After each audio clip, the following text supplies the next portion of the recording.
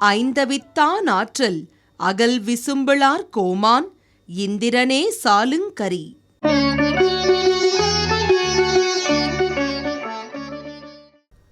இருபத்தி 5/1/2017 ஜனவரி மாதம் 25ஆம் தேதி புதன்கிழமை, துர்முகி வருடம் தை மாதம் 12ஆம் தேதி.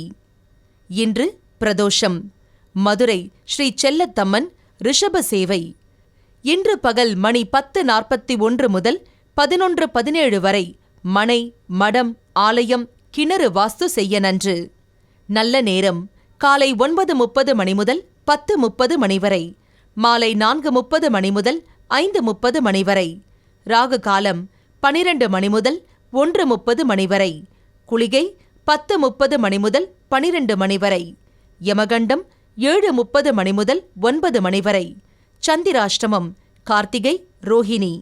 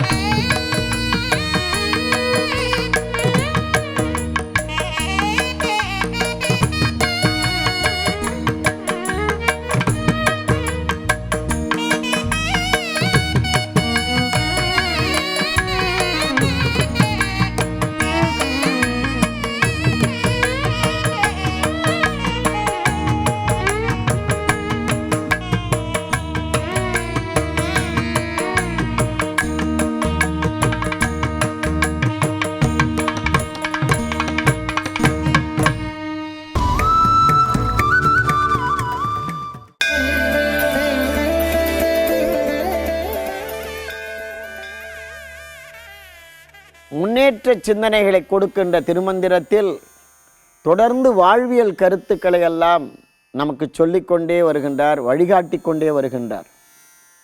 எனவே இந்த அருமையான திருமந்திரத்திலே 5ஆம் தந்திரம் இன்றோடு நிறைவடைகிறது. இதில் 20வது தலைப்பு உட்சமயம். ஒவ்வொரு சமயத்துக்குள்ளே இருக்கக்கூடிய பிரிவுகள். அதில் 1570வது திருமந்திர பாடல். இதில் கடவுள்களுடைய சிறப்புகளை பற்றி சொல்லுகின்றார். ஆதிப்பிரான் உலகு ஏழும் அளந்தவன் ஓதக் கடலும் உயிர்களுமாய் நிற்கும் பேதிப்பு இலாமையின் நின்ற பராசக்தி ஆதிக்கண் தெய்வமும் அந்தமும் மாமே.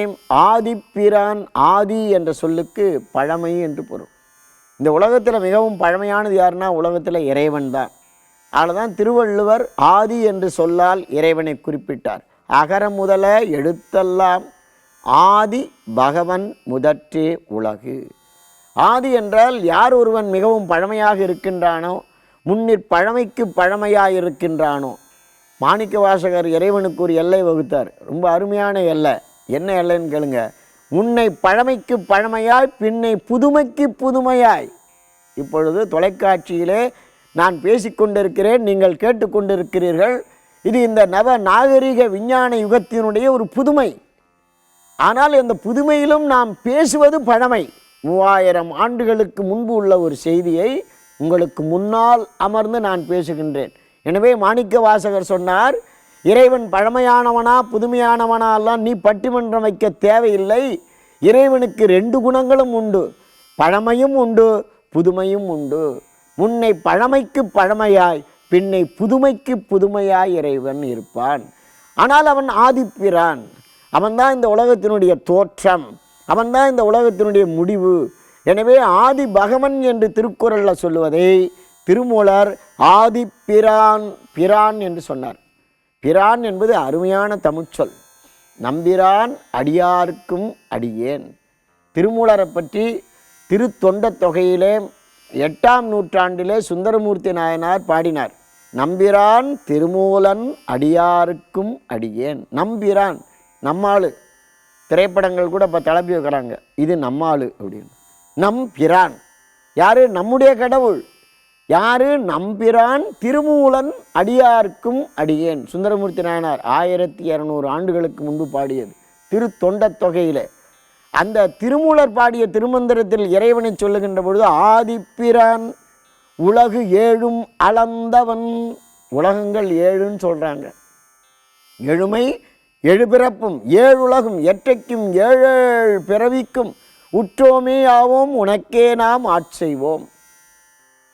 மற்றே நம் காமங்கள் மாற்றேலோர் எம்பாவை. மார்கழி மாதம் பாடுகிறோம் பாவை பாடல். அப்படி இந்த உலகம் அளந்தவன் யார்? ஓங்கி உலகளந்த உத்தமன் பேர் பாடி நாங்கள் நம் பாவைக்கு சாற்று நீர் ஆடினாள். அடுத்ததாக நீங்கள் பார்க்க போகிறீர்கள் தினம் ஒரு திவ்ய பிரபந்தம். அந்த திவ்ய பிரபந்தத்தில் ஓங்கி உலகளந்த உத்தமனாக இருக்கக்கூடியவர் திருமால். எனவே மண்ணுக்கும் மின்னுக்குமாக நின்றார், உலகத்தையே அளந்தார். அதனால தான் இங்கு திருமூலர் சொன்னார் உலகு ஏழும் அளந்தவன். இந்த உலகத்தை எல்லாம் அளந்து விஸ்வரூப தரிசனம் காட்டியவன். ஓத கடலும் உயிருமாய் நிற்கும். அதாவது கடலுக்குள்ளே பல உயிரினங்கள் இருக்கின்றன. ஒரு அருமையான அறிவியல் சிந்தனையை சொல்லுகிறார். கடலுக்குள்ளே மீன்கள் இருக்கின்றன, சுறா மீன்கள் இருக்கின்றன. கடலுக்குள்ளே எண்ணற்ற உயிரினங்கள், த சீக்ரெட் ஆஃப் த சீ என்று சொல்லுகிறார்கள். அது ஒரு மர்மமாகவே இருக்குது. கடலுக்குள்ளே என்னென்ன உயிரினங்கள் இருக்கின்றது என்று அறிவியல் இன்னும் முழுமையாக கண்டுபிடிக்க முடியவில்லை, கண்டுபிடித்து கொண்டே இருக்கிறது. எனவே அந்த கடலுக்குள்ளே உயிர்கள் இருப்பதைப் போல இந்த உலகத்துக்குள்ளே மனிதர்கள் இருக்கிறார்கள். அந்த மனிதர்களுடைய மனங்களிலே இறைவன் இருக்கிறான். அதுக்கு ஒரு ஓமை சொன்னார். கடலுக்குள்ளே பலவிதமான உயிர்கள் இருந்தாலும் இறைவன் தண்ணீரால் அதை காப்பாற்றுவதைப் போல உடலுக்குள்ளே இருக்கின்ற உயிரை இறைவன் காப்பாற்றுகிறான். இந்த உடல் உயிர் இதான் சீவன் சிவன். சீவன்னா உயிர், சிவன் என்றால் உடல். எனவே மானுடர் ஆக்கை சிவலிங்கம் திருமூலருடைய கருத்து. நம்முடைய உடம்பே சிவலிங்கம்னு சொல்கிறார். அப்போ இந்த உடம்பை வைத்து தவறு செய்யலாமா? எனவே சிவலிங்க வடிவாக இருக்கக்கூடிய இந்த உடம்பு இறைவனை காண்பதற்கும் இறைவனை சிந்திப்பதற்கும் நமக்கு வழங்கியது என்று சொல்லி அப்படிப்பட்ட ஆதிப்பிரானை உலகு ஏழும் அளந்தவனை ஓதக் கடலும் உயிருமாய் இருப்பவனை நாமும் சிந்தித்து மகிழ்வோம்.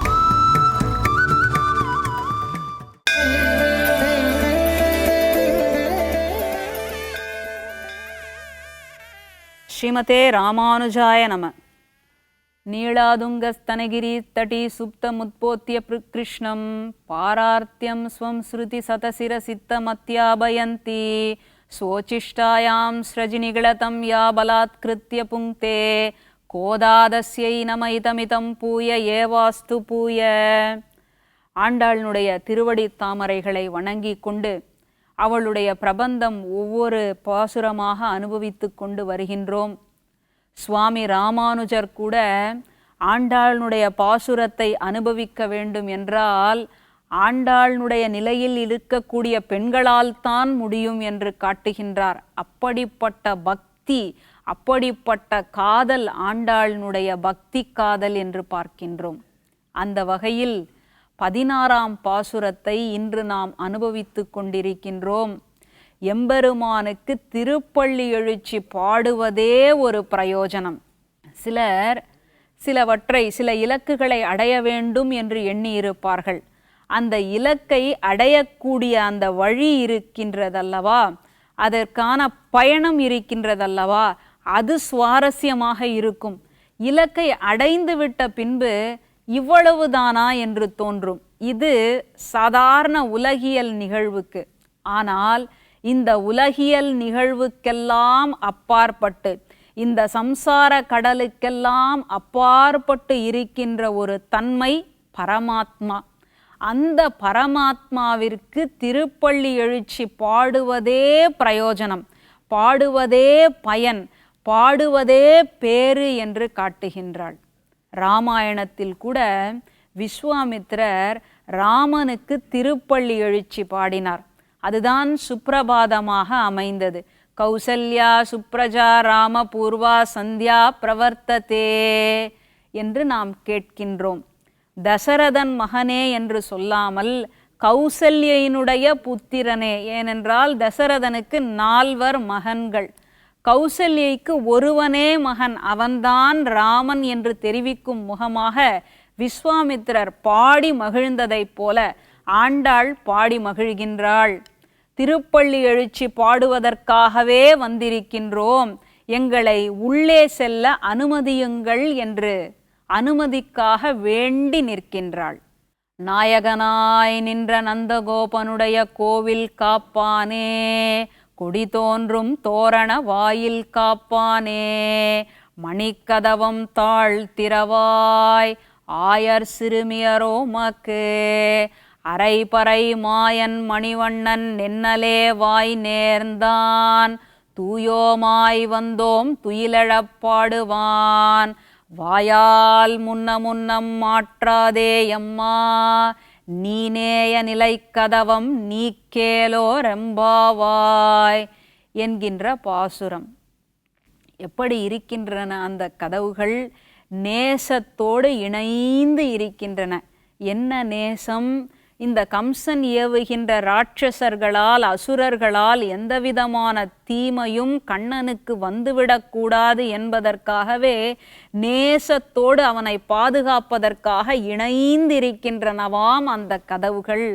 அப்படிப்பட்ட கதவுகளை திறந்து வைத்து நாங்களெல்லாம் உள்ளே சென்று எம்பெருமானுக்கு திருப்பள்ளி எழுச்சி பாடுவதற்கான ஒரு வாய்ப்பை கொடுங்கள் என்று ஆண்டாள் கேட்கின்றாள்.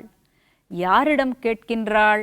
அவர்கள்தான் வெளியில் நிற்கக்கூடிய துவாரபாலகர்கள் என்று நாம் ஆன்மீகத்தில் சொல்கின்றோம். இன்றைய நடைமுறையில் சொல்ல வேண்டுமானால் வெளியில் இருக்கக்கூடிய காவலர்கள், ஆங்கிலத்தில் சொல்ல வேண்டுமானால் செக்யூரிட்டி என்று சொல்லலாம்.